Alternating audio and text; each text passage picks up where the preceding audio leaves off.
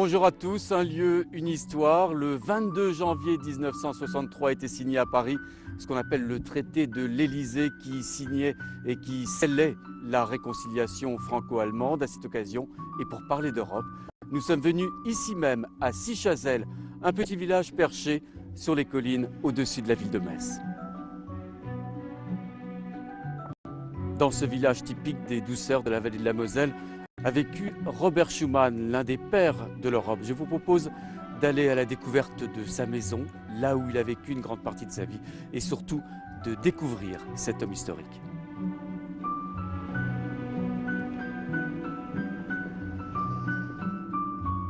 Robert Schuman est mort en 1963, c'est-à-dire l'année même où fut signé ce traité de l'Élysée, avec la signature du général de Gaulle et du chancelier allemand Adenauer, un traité à l'origine de ce qu'on appelle encore aujourd'hui tout à fait communément ce fameux couple franco-allemand. Un traité qui est le fait de deux très fortes personnalités, de Gaulle et Adenauer, comme nous le rappelle Marie Lebon. Ce jour, le 22 janvier 1963, il y a de Gaulle, l'homme du 18 juin. À ses côtés, Konrad Adenauer, l'anti-nazi, le chancelier de la Nouvelle-Allemagne. Dans les salons de l'Élysée, ils signent la réconciliation de leurs deux pays. Les deux hommes ont appris à se connaître. Septembre 1958, première rencontre au domicile du Français à Colombey-les-Deux-Églises.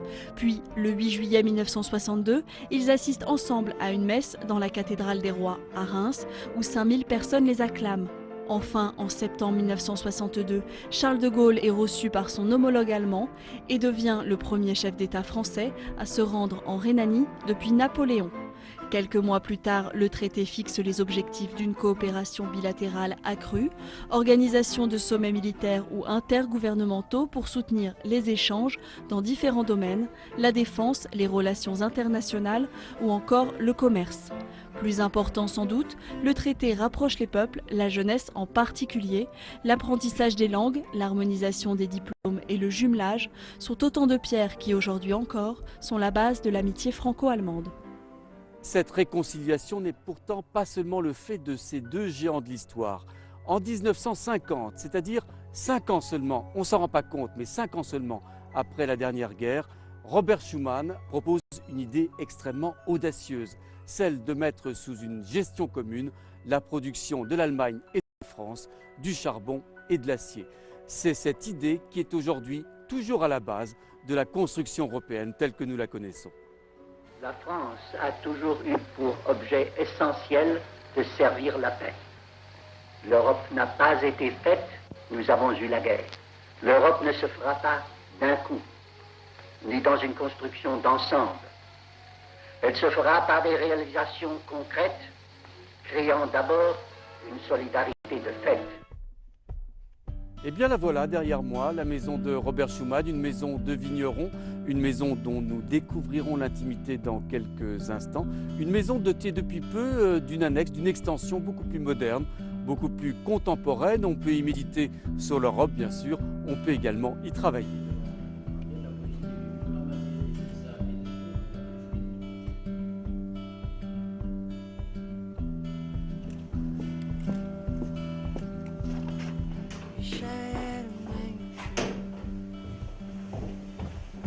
Bonjour Max. Bonjour monsieur. Vous êtes allemand, vous venez de Dresde et vous faites votre service civique ici même dans la maison de Robert Schuman. Nous sommes dans le bureau de Robert Schuman, là où il travaillait, là où il réfléchissait à l'Europe. Est-ce qu'on peut dire que c'est véritablement à ce bureau, son bureau, qu'est née l'idée de la construction européenne telle qu'on la connaît aujourd'hui? Tout à fait. Son bureau joue un rôle essentiel dans la construction européenne, on peut dire ça, parce que c'était ici qu'il a rédigé sa fameuse déclaration du 9 mai 1950. Alors il faut rappeler que Robert Schuman, ici dans cette maison, vivait seul. Il n'y avait guère que sa gouvernante qui l'assistait, ce qui lui laissait pas mal de loisirs. Parmi ceux-ci, la bibliophilie. C'était un passionné, un amoureux des livres. La preuve, ces bibliothèques derrière nous. C'est tout à fait correct. Robert Schuman aimait beaucoup les livres. À la fin de sa vie, il avait plus que 8000 livres en fait. Alors il était un vrai bibliophile. Et ici, on voit la partie politique de sa collection. Donc, qui traite des relations entre la France et l'Allemagne, de l'histoire de l'Allemagne, de l'histoire de la France, de l'histoire de l'Europe. En fait, il était un homme multilingue aussi. Il parlait français, allemand, anglais, italien, luxembourgeois, grec et latin. Voilà. Et dans toutes ces langues, on trouve des livres dans sa collection. Alors, c'était un homme exceptionnel. Autre passion de Robert Schumann, on le sait moins, c'est la musique. La preuve, ce piano qui est son piano, où il jouait très régulièrement, c'était pour lui une véritable passion, cette musique.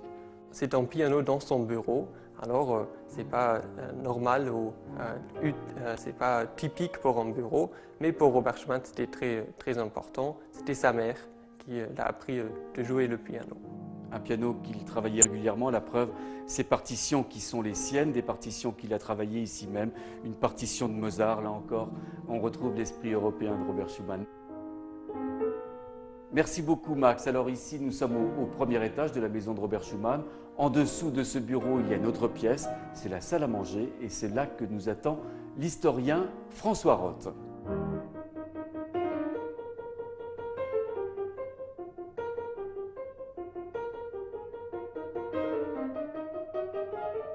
Bonjour François Roth. Bonjour monsieur. Vous êtes universitaire, vous êtes l'auteur d'une biographie très remarquée de Robert Schumann. C'est intéressant de revenir sur l'origine de ce personnage, une origine qui explique bien des choses ensuite dans son parcours politique. Il est né à Luxembourg et les premières années de sa vie ont été extrêmement tumultueuses. Oui, il est né dans le Grand-Duché de Luxembourg et c'est là qu'il grandit, jusqu'à l'âge de 18 ans. Et donc le fils a la nationalité du père, il est donc allemand, ce qui lui permet de faire des études dans les universités allemandes. Pendant plusieurs mois, au début de la Grande Guerre, il a porté l'uniforme allemand. 1918, Metz et la Lorraine du Nord redeviennent français et du coup, Robert Schumann redevient lui aussi français. Voilà, il a 32 ans. Quand il redevient français, il est réintégré de plein droit dans la nationalité française. Et en 1919, il est placé sur une liste d'Union Lorraine. Il est élu sans problème député de la Moselle. Il siège au centre droit. Il est un parlementaire très actif, notamment à la commission d'Alsace-Lorraine. Et en 1940, c'est une charge plus qu'un honneur, il devient sous-secrétaire d'État aux réfugiés. Après avoir quitté le gouvernement Pétain, il n'est plus ministre, plus secrétaire d'État. Les Allemands essaient de l'approcher pour obtenir qu'il collabore avec eux. Et lors d'une rencontre avec un directeur de police, eh bien, Schumann refuse toute collaboration. Il est arrêté sur les lieux et interné à la prison de Metz pendant plusieurs mois. Il est au secret. Et après, il s'évade. Et donc, Schumann va plonger dans la clandestinité. Après-guerre, il redevient député et très vite, il entame une très longue carrière ministérielle.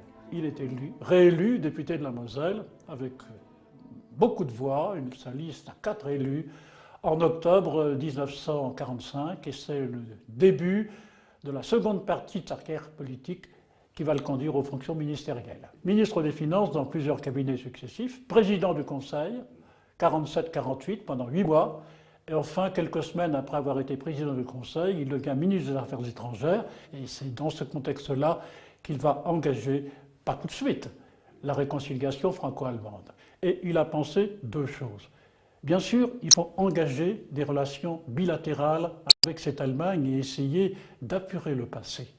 Mais cela n'est pas suffisant. Comment faire en sorte que l'Allemagne renonce à ses vieux démons, à ses anciens démons ? Eh bien, le seul moyen, c'est non seulement de causer avec elle, mais de l'installer dans un ensemble plus vaste qui serait une construction européenne. Et il est clair que la base de la réconciliation franco-allemande peut se faire évidemment par l'oubli d'un certain nombre de griefs entre les 2 États et entre les Allemands et les Français, mais ça passe nécessairement par la construction européenne. La construction européenne, elle est lente, elle sera à petits pas, elle sera peut-être difficile, mais il faut qu'elle se fasse sur des problèmes concrets, et c'est par des problèmes concrets que petit à petit, on arrivera à une attente. François Roth, merci beaucoup.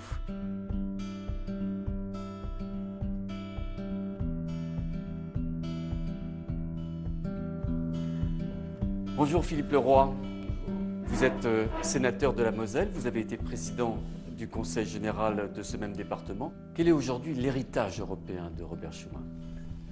Je pense qu'on lui doit énormément. On doit l'Europe à ses pairs, mais en France, et ici, dans cette région de l'Est, on pense qu'il y a 3 hommes à l'origine de cette pensée moderne européenne. Il y a d'abord Robert Schuman et Konrad Adenauer, qui ne se connaissaient pas, mais qui, dans les années 48-50, font connaissance et, dans la complicité, lancent la communauté européenne charbon-acier, c'est-à-dire lancent la réconciliation franco-allemande. C'était le début, il fallait un courage, il fallait le gonfler. Et ça, c'est l'œuvre, Schuman l'a fait avec la déclaration du Salon de l'Horloge en 1950, il a eu le courage de le faire, et c'est donc un des fondateurs en France de l'idée de réconciliation.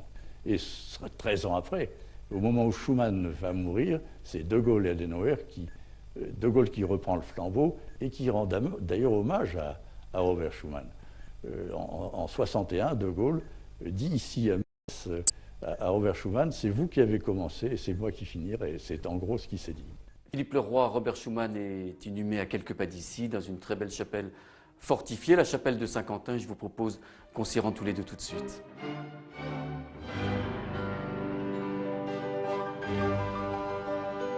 Alors nous y voici, Philippe Leroy, dans cette merveilleuse chapelle où est inhumé Robert Schuman. Il règne d'ailleurs une sorte d'esprit de paix, un petit peu cette paix que voulait Schuman pour l'Europe. De nombreuses personnalités européennes viennent ici régulièrement. Oui, à l'occasion des rencontres, tous les ans, on a de nombreuses rencontres, et on a l'occasion d'accueillir des Européens convaincus dans la réflexion. Valéry Giscard d'Estaing est venu ici à l'occasion des travaux sur la future constitution européenne, Jacques Delors, les Luxembourgeois, Jacques Santer, enfin, les grands Européens viennent ici fréquemment. Alors il y a un autre aspect du personnage qu'on n'a pas encore évoqué, Philippe Leroy, c'est la dimension spirituelle de Robert Schuman, chrétien fervent à tel point qu'aujourd'hui, eh bien, certains voudraient le voir saint, c'est-à-dire qu'un procès en béatification a lieu en ce moment même à Rome. Je pense que c'est un procès qui mérite d'être gagné. C'est un politique français, dont le miracle essentiel, c'est d'avoir permis cette réconciliation franco-allemande. Et je souhaite que une ferveur populaire puisse s'exprimer pour faciliter cette béatification. Eh bien, nous en reparlerons. Alors, pour devenir saint, encore faut-il faire des miracles. Mais l'Europe n'est-elle pas un miracle en soi? En tout cas, certains le pensent. C'est la fin de cette émission. À très bientôt pour une nouvelle édition d'Un lieu, une histoire.